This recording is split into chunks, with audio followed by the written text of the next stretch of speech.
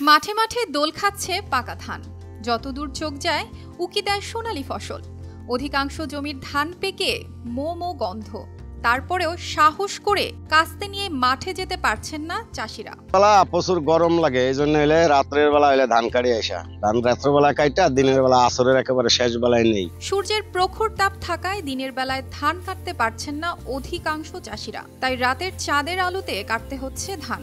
এতে অনেকটাই স্বস্তি মিলেছে শরীয়তপুরের বোরো ধান চাষিদের।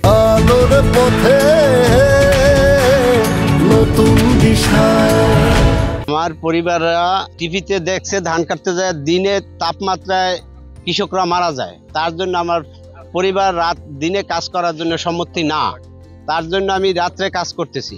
আর আমার ফসল আমার তুলতে হবে, কাজ ছাড়া এডি না উঠাইলে তার আমার পেটে ভাত যাবে না। অতিরিক্ত গরমে দিনে হিট স্ট্রোকের ভয়, রাতে সাপ ও অন্যান্য জীবজন্তুর ভয়, কিন্তু পেকে গেছে সব ধান। তাই বাধ্য হয়েই ধান কাটার সময় হিসেবে রাতকেই বেছে নিয়েছেন অনেক চাষি। রাত 9টা থেকে শুরু করে গভীর রাত পর্যন্ত চলে এই ধান কাটা।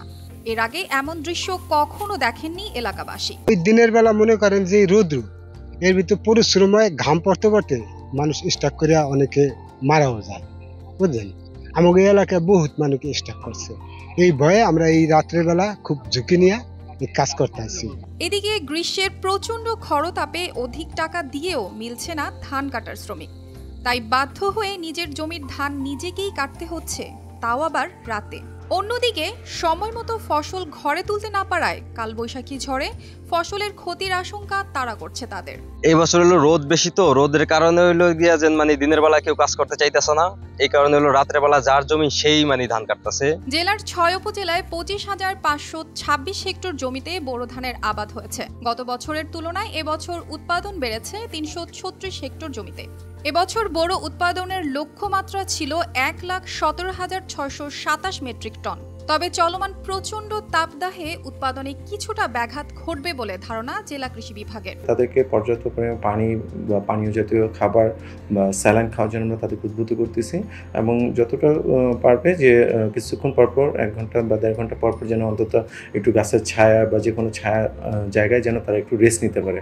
নাহলে দেখা যাবে যে তারা হিট স্ট্রোকে বা হাই প্রেশারের কারণে তাদের নানাবিধ সমস্যা হইতে পারে। কর্তনের সময় যে লসটা হয় সেই লসটা আমাদের কমে আসবে।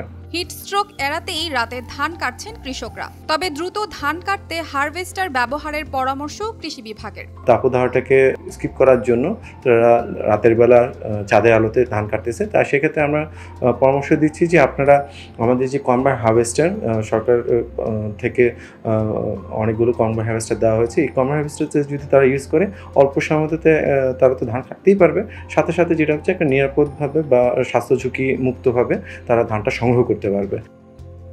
News desk, RTV।